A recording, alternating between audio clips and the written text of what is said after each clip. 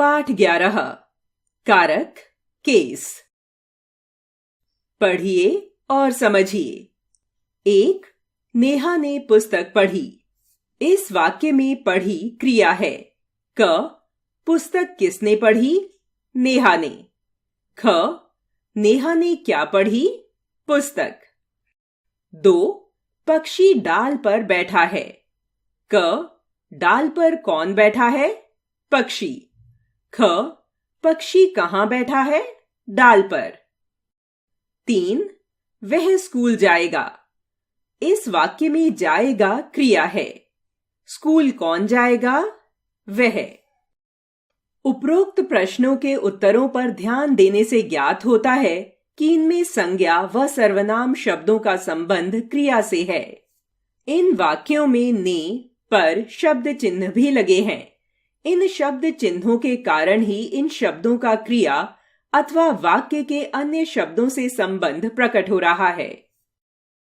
परिभाषा: संज्ञा या सर्वनाम के जिस रूप से उसका संबंध वाक्य में क्रिया अन्य संज्ञा या सर्वनाम से जाना जाए उसे कारक कहते हैं।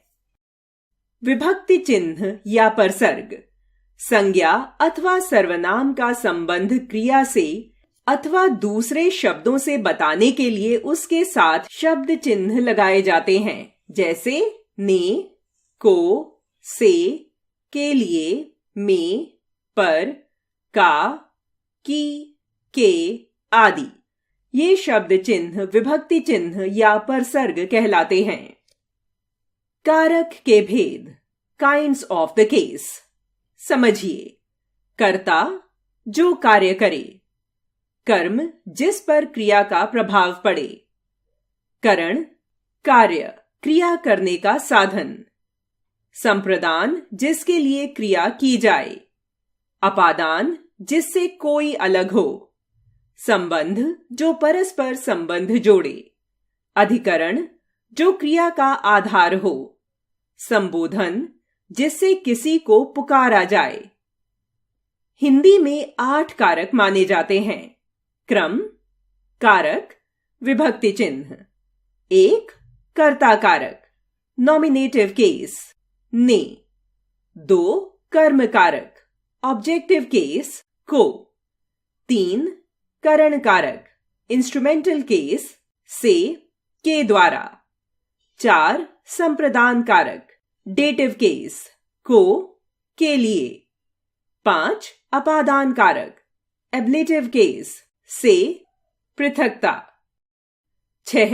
संबंध कारक, पॉसेसिव केस, का, के, की, रा, रे, री। 7. अधिकरण कारक, लोकेटिव केस, में, पर। 8. संबोधन कारक, वोकेटिव केस, हे, अरे, ओ। 1. कर्ता कारक, नॉमिनेटिव केस। संज्ञा या सर्वनाम के जिस रूप से क्रिया के करने वाले का बोध होता है उसे कर्ता कारक कहते हैं। इसका विभक्ति चिन्ह ने है। उदाहरण देखिए।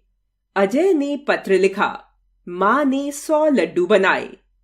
इन वाक्यों में कर्ता कारक क्रिया करने वाला अजय तथा मां है। कर्ता कारक का प्रयोग 2 प्रकार से होता है, परसर्ग सहित तथा परसर्ग रहित। परसर्ग सहित, अजय ने पत्र लिखा। परसर्ग रहित, अजय पत्र लिखता है। ने का प्रयोग वर्तमान काल और भविष्यत काल की क्रिया होने पर ही नहीं होता, भूतकाल में भी क्रिया के सकर्मक क्रिया होने पर ही ने का प्रयोग होता है। 2.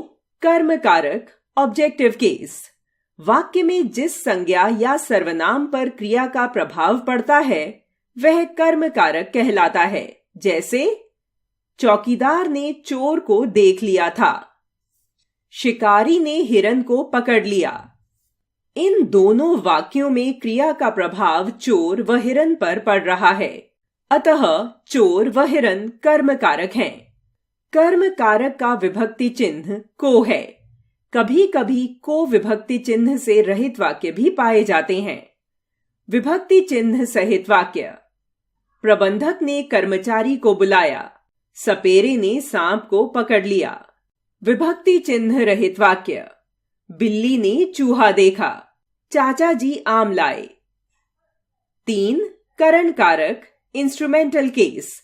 जिस साधन की सहायता से कर्ता क्रिया करता है वह करण कारक होता है। जैसे राहुल ने छड़ी से सांप मारा। अजय बस से स्कूल गया। करण कारक का विभक्ति चिन्ह से तथा के द्वारा है। अन्य उदाहरण देखिए। पिताजी ने रेलगाड़ी के द्वारा तीर्थ यात्रा की। 4. संप्रदान कारक डेटिव केस। कर्ता जिसके लिए कुछ क्रिया करता है या जिसे कुछ देता है वह संप्रदान कारक होता है। जैसे हम लोग रीमा के लिए किताब लाए हैं। रवि ने दादाजी को दवा दी। यहां रीमा तथा दादाजी के लिए क्रिया की जा रही है, अतः ये संप्रदान कारक हैं। अन्य उदाहरण देखिए। बच्चे को दूध दो। नौकर सेठ जी के लिए चाय लाया। यह फ्रॉक रेशमा के लिए है। सरकार ने नागरिकों के वास्ते अनेक योजनाएं बनाई। संप्रदान कारक के विभक्ति चिन्ह हैं को, के लिए, हेतु, के वास्ते। कर्म कारक और संप्रदान कारक में अंतर। दोनों कारकों में को परसर्ग का प्रयोग होता है। संप्रदान कारक में देने का भाव मुख्य होता है, जबकि कर्म कारक में क्रिया के प्रभाव का भाव होता है। जैसे माताजी ने अजय को पेन दिया। संप्रदान कारक। माताजी ने अजय को बुलाया। कर्म कारक। याद रखिए, यदि वाक्य में कर्म कारक और संप्रदान कारक दोनों हों तो कर्म कारक के साथ परसर्ग नहीं लगाया जाता। जैसे रसोइये ने परिवार के लिए भोजन बनाया। परिवार संप्रदान कारक, भोजन कर्म कारक। 5. अपादान कारक एब्लेटिव केस। संज्ञा या सर्वनाम का वह रूप जिसमें किसी वस्तु या पदार्थ के अलग होने का बोध होता है अपादान कारक कहलाता है। इसका विभक्ति चिन्ह से है। उदाहरण देखिए। पेड़ से पत्ते गिरे। नदियों से नहरें निकलती हैं।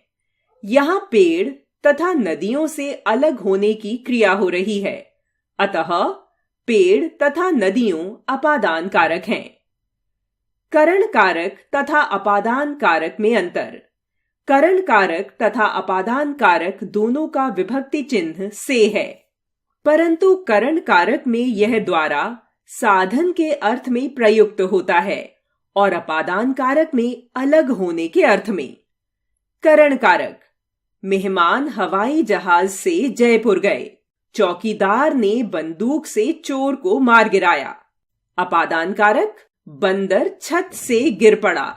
आंधी में पेड़ से फल गिरे। 6. संबंध कारक पॉजिटिव केस।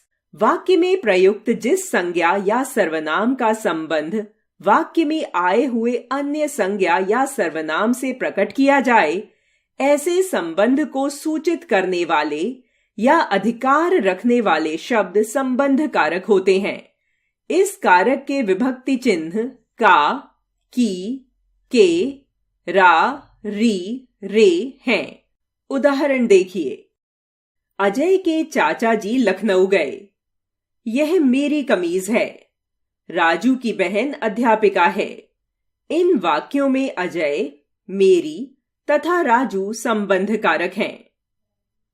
7. अधिकरण कारक लोकेटिव केस। संज्ञा या सर्वनाम के जिस रूप से क्रिया का आधार, स्थान, भाव या काल ज्ञात होता है उसे अधिकरण कारक कहते हैं। इसके विभक्ति चिन्ह में, पर हैं। उदाहरण देखिए। पेड़ पर बंदर बैठा है। मछली पानी में रहती है। वह 1 सप्ताह में लौटेगा। पक्षी पेड़ों पर रहते हैं। इन वाक्यों में पेड़, पानी, 1 सप्ताह, पेड़ों अधिकरण कारक हैं। 8. संबोधन कारक वोकेटिव केस। जिन शब्दों को किसी को बुलाने या पुकारने में प्रयोग किया जाता है वे संबोधन कारक होते हैं। उदाहरण देखिए, हे ईश्वर मेरी रक्षा करो। अरे यहां सुनो। अरे भाई मेरी सहायता करो। इन वाक्यों में हे ईश्वर, अरे भाई संबोधन कारक हैं। संबोधन कारक के पश्चात संबोधन चिन्ह या अल्प विराम लगाया जाता है।